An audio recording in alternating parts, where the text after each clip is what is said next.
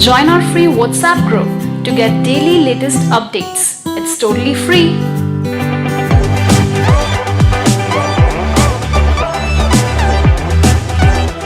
Part 1.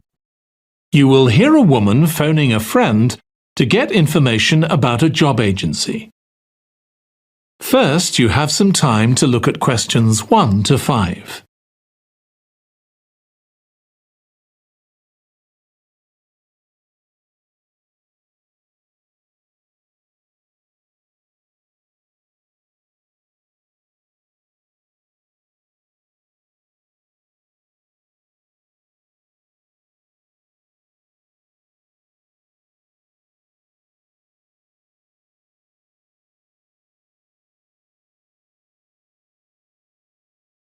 Now listen carefully and answer questions 1 to 5. Hello, William. This is Amber. You said to phone if I wanted to get more information about the job agency you mentioned. Is now a good time? Hi, Amber. Yes, fine.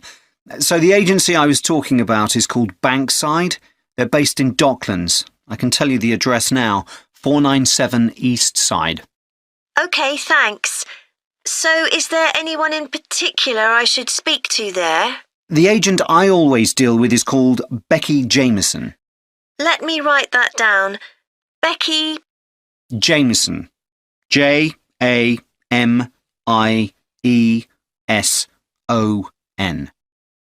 Do you have her direct line? Yes, it's in my contacts somewhere. Right, here we are. 07866 510 333. I wouldn't call her until the afternoon if I were you. She's always really busy in the morning trying to fill last-minute vacancies. She's really helpful and friendly, so I'm sure it would be worth getting in touch with her for an informal chat. It's mainly clerical and admin jobs they deal with, isn't it? That's right. I know you're hoping to find a full-time job in the media eventually, but Becky mostly recruits temporary staff for the finance sector, which will look good on your CV and generally pays better too. Yeah, I'm just a bit worried because I don't have much office experience. I wouldn't worry. They'll probably start you as a receptionist or something like that. So what's important for that kind of job isn't so much having business skills or knowing lots of different computer systems, it's communication that really matters, so you'd be fine there. And you'll pick up office skills really quickly on the job. It's not that complicated. OK, good. So how long do people generally need temporary staff for? It would be great if I could get something lasting at least a month. That shouldn't be too difficult. But you're more likely to be offered something for a week at first, which might get extended. It's unusual to be sent somewhere for just a day or two. Right. I've heard the pay isn't too bad. Better than working in a shop or a restaurant. Oh yes, definitely. The hourly rate is about £10, $11 if you're lucky. That's pretty good. I was only expecting to get £8 or £9 an hour. Before you hear the rest of the conversation, you have some time to look at questions 6 to 10.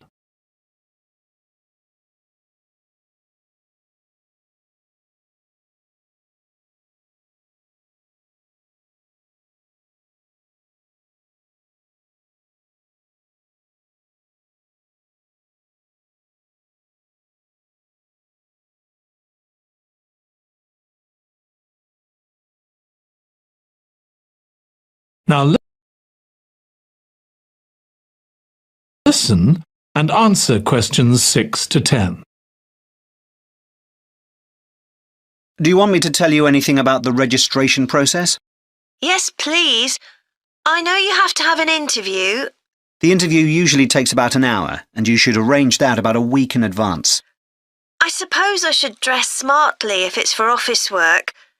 I can probably borrow a suit from Mum. Good idea. It's better to look too smart than too casual. Will I need to bring copies of my exam certificates or anything like that? No, they don't need to see those, I don't think. What about my passport? Oh yes, they will ask to see that. OK. I wouldn't get stressed about the interview, though. It's just a chance for them to build a relationship with you, so they can try and match you to a job which you'll like. So there are questions about personality that they always ask candidates, fairly basic ones, and they probably won't ask anything too difficult, like what your plans are for the future. Hope not. Anyway, there are lots of benefits to using an agency. For example, the interview will be useful because they'll give you feedback on your performance so you can improve next time.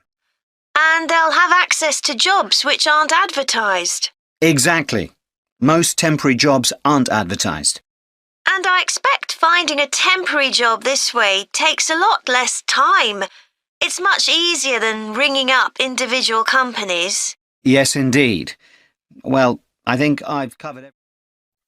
That is the end of part 1. You now have half a minute to check your answers.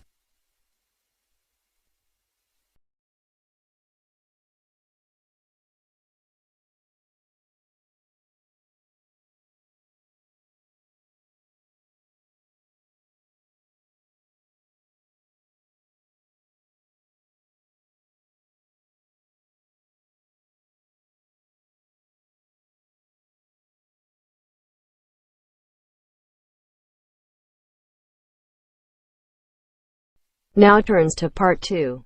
Part 2. You will hear a woman giving a presentation about a holiday on an island in Britain that her company organises. First, you have some time to look at questions 11 to 14.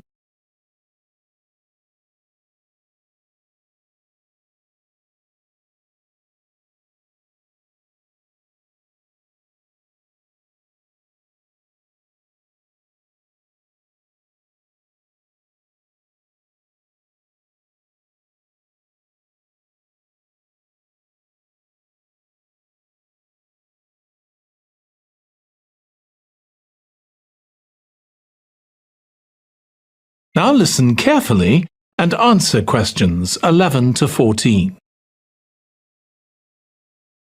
Good morning. My name's Erica Matthews, and I'm the owner of Matthews Island Holidays, a company set up by my parents. Thank you for coming to this presentation, in which I hope to interest you in what we have to offer. We're a small family-run company, and we believe in the importance of the personal touch. So we don't aim to compete with other companies on the number of customers. What we do is build on our many years' experience, more than almost any other rail holiday company, to ensure we provide perfect holidays in a small number of destinations, which we've got to know extremely well. I'll start with our 6-day Isle of Man holiday. This is a fascinating island in the Irish Sea, with Wales to the south, England to the east, Scotland to the north, and Northern Ireland to the west. Our holiday starts in Heysham, where your tour manager will meet you. Then you'll travel by ferry to the Isle of Man. Some people prefer to fly from Luton instead, and another popular option is to go by train to Liverpool and take a ferry from there. You have 5 nights in the hotel, and the price covers 5 breakfasts and dinners, and lunch on the 3 days when there are organised trips. Day 4 is free, and most people have lunch in a cafe or restaurant in Douglas. The price of the holiday includes the ferry to the Isle of Man, all travel on the island, the hotel, and the meals I've mentioned.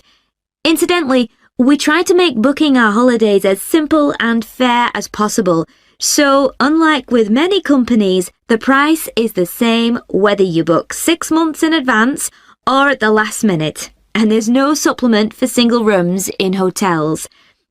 If you make a booking, then need to change the start date, for example because of illness, you're welcome to change to an alternative date or a different tour for a small administrative fee. Before you hear the rest of the talk, you have some time to look at questions 15 to 20.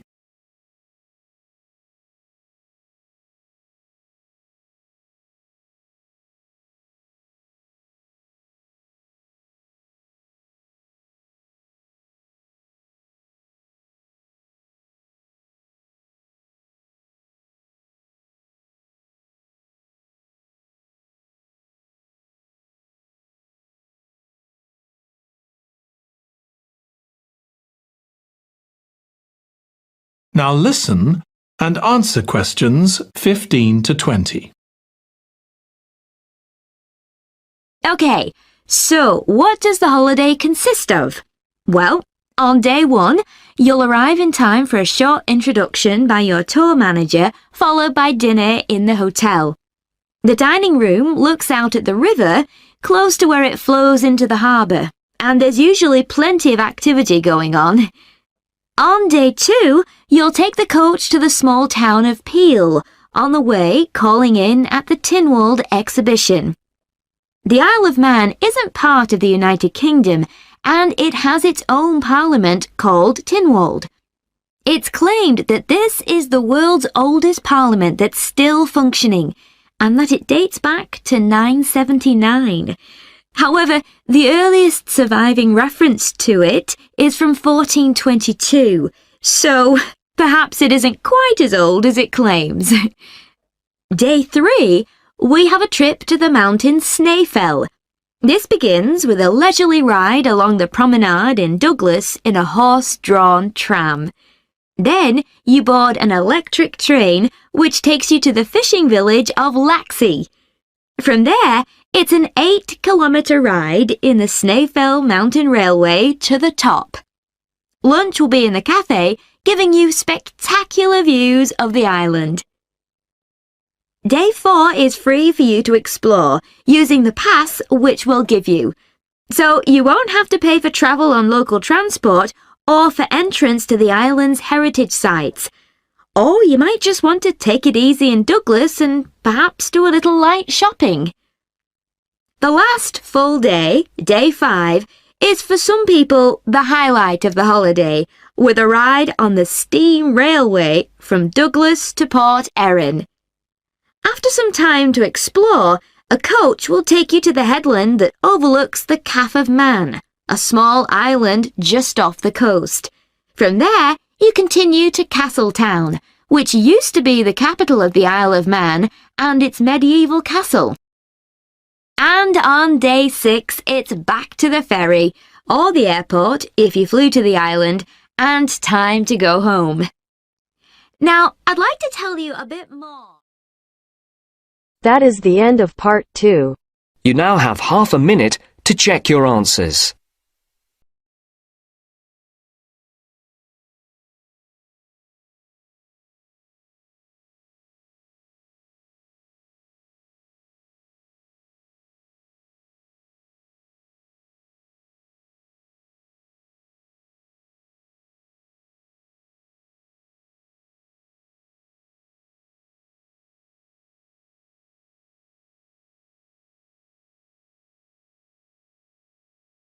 Now turns to part 3. Part 3. You will hear 2 psychology students discussing the effects of the order in which the children in a family are born. First, you have some time to look at questions 21 to 26.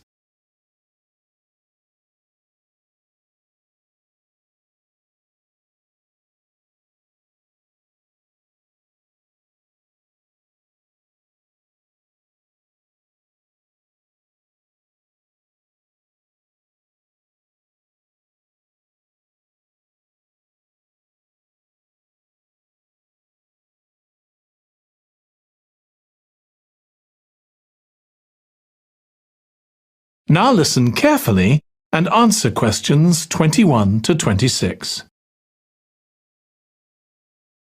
Ed, how are you getting on with the reading for our presentation next week? Well, okay, Ruth, but there's so much of it. I know. I hadn't realised birth order was such a popular area of research. But the stuff on birth order and personality is mostly unreliable. From what I've been reading, a lot of the claims about how your position in the family determines certain personality traits are just stereotypes, with no robust evidence to support them. OK, but that's an interesting point. We could start by outlining what previous research has shown. There are studies going back over 100 years. Yeah, so we could just run through some of the typical traits. Like the consensus seems to be that oldest children are generally less well-adjusted, because they never get over the arrival of a younger sibling. Right, but on a positive note, Some studies claim that they were thought to be good at nurturing. Certainly in the past, when people had large families, they would have been expected to look after the younger ones. There isn't such a clear picture for middle children, but one trait that a lot of the studies mention is that they are easier to get on with than older or younger siblings. Generally eager to please and helpful, although that's certainly not accurate as far as my family goes. My middle brother was a nightmare, always causing fights and envious of whatever I had. As I said, none of this seems to relate to my own experience. I'm the youngest in my family, and I don't recognise myself in any of the studies I've read about. I'm supposed to have been a sociable and confident child who made friends easily, but I was actually terribly shy. Really? That's funny. There have been hundreds of studies on twins, but mostly about nurture versus nature. There was one on personality which said that a twin is likely to be quite shy in social situations because they always have their twin around to depend on for support. My cousins were like that when they were small. They were only interested in each other and found it hard to engage with other kids. They're fine now, though. Only children have had a really bad press. A lot of studies have branded them as loners who think the world revolves around them because they've never had to fight for their parents' attention. That does seem a bit harsh. One category I hadn't considered before was children with much older siblings. A couple of studies mentioned that these children grow up more quickly and are expected to do basic things for themselves, like getting dressed. I can see how that might be true, although I expect they're sometimes the exact opposite, playing the baby role and clamouring for special treatment. Before you hear the rest of the discussion, you have some time to look at questions 27 to 30.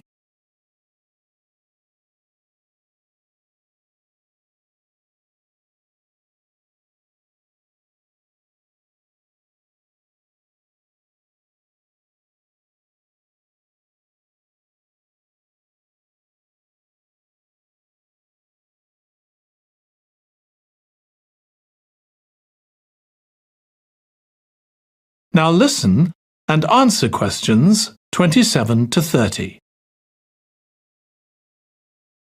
What was the problem with most of these studies, do you think? I think it was because, in a lot of cases, data was collected from only one sibling per family, who rated him or herself and his or her siblings at the same time. Some of the old research into the relationship between birth order and academic achievement has been proved to be accurate, though. Performances in intelligence tests declined slightly from the eldest child to his or her younger siblings. This has been proved in lots of recent studies. Yes, although what many of them didn't take into consideration was family size. The more siblings there are, the likelier the family is to have a low socio-economic status, which can also account for differences between siblings in academic performance. The oldest boy might be given more opportunities than his younger sisters, for example. Exactly. But the main reason for the marginally higher academic performance of oldest children is quite surprising, I think. It's not only that they benefit intellectually from extra attention at a young age, which is what I would have expected. It's that they benefit from being teachers for their younger siblings by verbalising processes. Right. And this gives them status and confidence, which again contributes in a small way to better performance. So, would you say sibling rivalry has been a useful thing for you? I think so. My younger brother was incredibly annoying, and we fought a lot. But I think this has made me a stronger person. I know how to defend myself. We had some terrible arguments, and I would have died rather than apologise to him. But we had to put up with each other, and most of the time we coexisted amicably enough. Yes, my situation was pretty similar. But I don't think having two older brothers made me any less selfish. I was never prepared to let my brothers use any of my stuff. That's perfectly normal, whereas sometimes... That is the end of part 3. You now have half a minute to check your answers.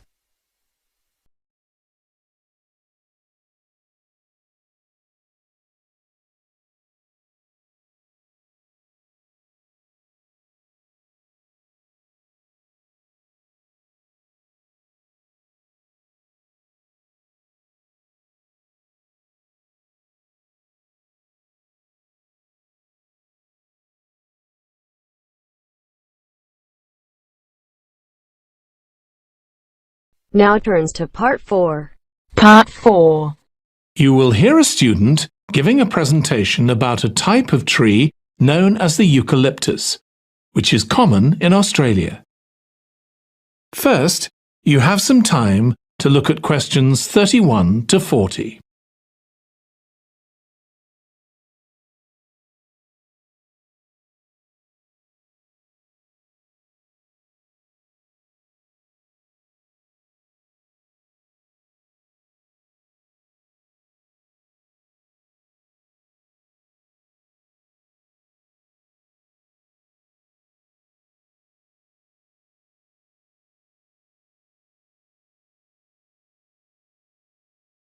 Now listen carefully and answer questions 31 to 40.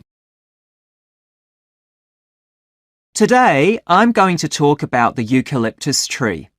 This is a very common tree here in Australia, where it's also sometimes called the gum tree.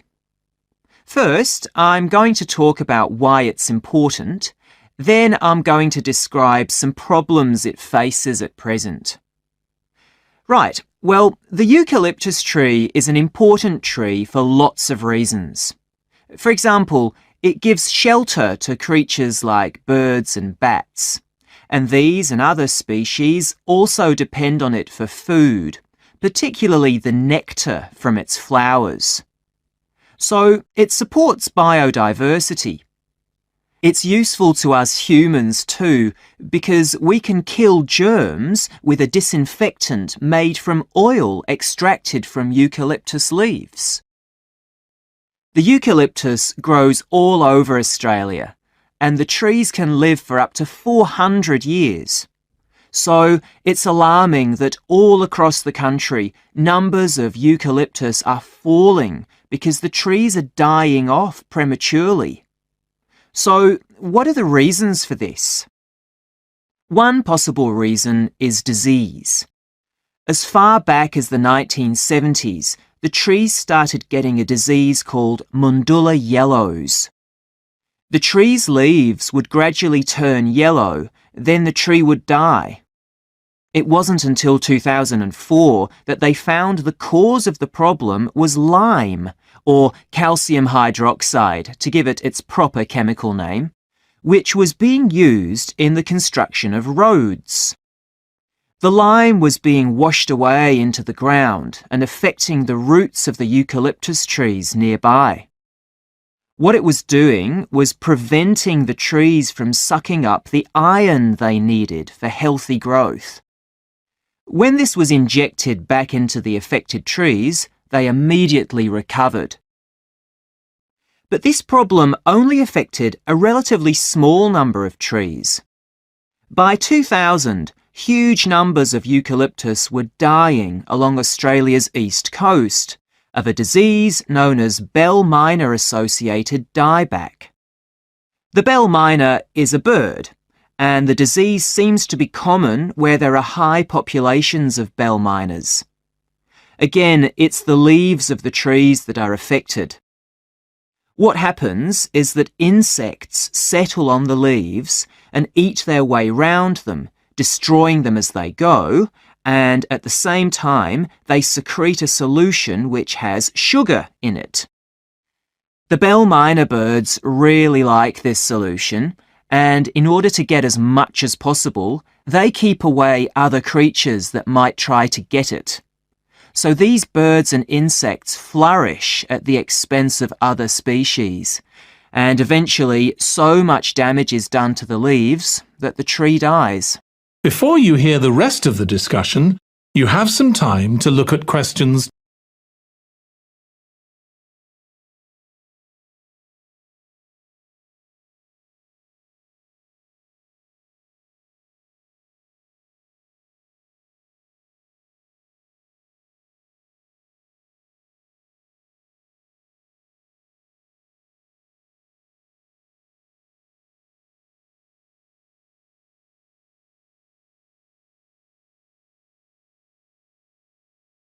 Now listen and answer questions. But experts say that trees can start looking sick before any sign of bell miner-associated dieback. so it looks as if the problem might have another explanation.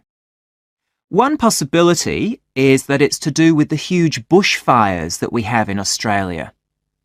A theory proposed over 40 years ago by ecologist William Jackson is that the frequency of bushfires in a particular region affects the type of vegetation that grows there. If there are very frequent bushfires in a region, this encourages grass to grow afterwards, while if the bushfires are rather less frequent, this results in the growth of eucalyptus forests. So, why is this? Why do fairly frequent bushfires actually support the growth of eucalyptus? Well, one reason is that the fire stops the growth of other species which would consume water needed by eucalyptus trees. And there's another reason. If these other quick-growing species of bushes and plants are allowed to proliferate, they harm the eucalyptus in another way by affecting the composition of the soil and removing nutrients from it. So some bushfires are actually essential for the eucalyptus to survive as long as they are not too frequent. In fact, there's evidence that Australia's Indigenous people practiced regular burning of bushland for thousands of years before the arrival of the Europeans. But since Europeans arrived on the continent, the number of bushfires has been strictly controlled. Now, scientists believe that this reduced frequency of bushfires to low levels has led to what's known as dry rainforest, which seems an odd name as usually we associate tropical rainforest with wet conditions. And what's special about this type of rainforest? Well, unlike tropical rainforest, which is a rich ecosystem, this type of ecosystem is usually a simple one. It has very thick, dense vegetation, but not much variety of species. The vegetation provides lots of shade, so one species that does find it ideal is the bell myna bird, which builds its nests in the undergrowth there.